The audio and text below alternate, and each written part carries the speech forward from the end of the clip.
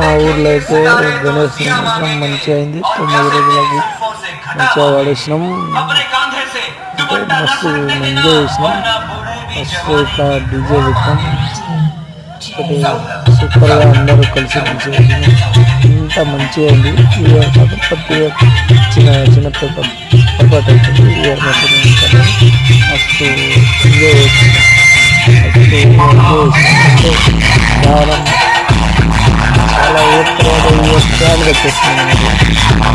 time బట్టి చాలా మంచిగా